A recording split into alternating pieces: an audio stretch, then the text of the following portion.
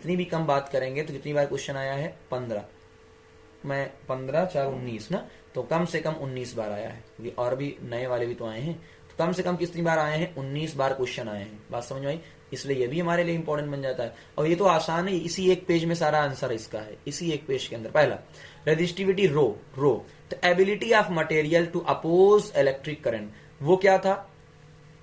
अब सुनो, ability of material, ठीक है ना, प्रॉपर्टी ऑफ द कंडक्टर। चलो, ability of material to oppose electric current, ठीक है। R is equal to rho L by A. हमने कहा हाँ सर, हमें क्या चाहिए? रो, तो रो क्या हो जाएगा? R A by L. तो आर की यूनिट ओम, एरिया की मीटर स्क्वायर, लेंथ की मीटर। देखो इस मीटर से 1 मीटर कैंसिल, तो क्या हो जाएगा? यहां बचेगा ओम मीटर। पहला क्वेश्चन यहां बन जाता है, ठीक। दूसरा, तो ohm is defined as resistance of the conductor of unit length and unit cross section. यानी आप कैसे डिफाइन करोगे, समझना इसको।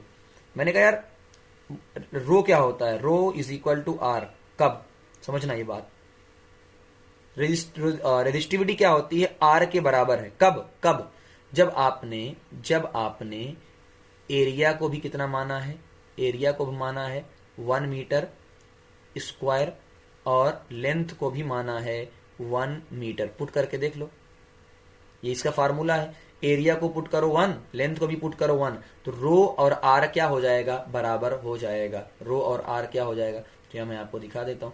तो आपको देखो मिल गया ना, फार्मूला खुद बना। रेजिस्टिविटी एक रेजिस्टेंस ही है, कब? Into 1 metre square upon 1 metre. तो क्या आ गया देख लो, कट गया कि नहीं कट गया? तो यानी रेजिस्टिविटी कुछ और नहीं, रेजिस्टेंस ही है, जब आपका क्या हो? 1 मीटर स्क्वायर का एरिया हो और 1 मीटर का लेंथ हो।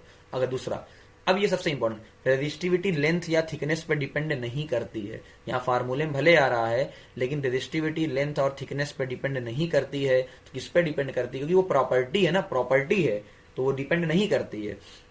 नेचर ऑफ मटेरियल पे डिपेंड करती है, कौन सा मटेरियल आप यूज कर रहे हो और किस टेम्परेचर पे उसको रख रहे हो। जैसे एग्जांपल, मेटल और अलॉय, इनके अंदर आपने सुना होगा ना, मेटल और अलॉय के अंदर आसानी के साथ करंट फ्लो हो जाती है, यानी इनकी रेजिस्टिविटी कम होती है, इसीलिए इन्हें गुड कंडक्टर कहा जाता है।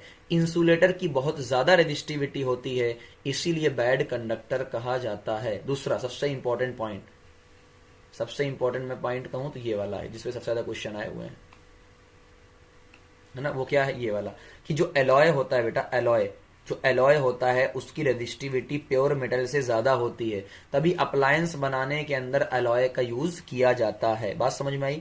ये क्वेश्चन है, अब सारे देख लो। तो ये अगला रेजिस्टेंस और रेजिस्टिविटी में जो पूछा जाता है, ये देख लो सामने आपके, कौन किस पे डिपेंड करता है, कौन नहीं करता है, ये आपके सामने लिखा हुआ था। एक बार पढ़ के देख लो, फिर हम क्वेश्चन की शुरुआत करने जा रहे हैं। सारे क्वेश्चन आपके करवा दूंगा, देख लो।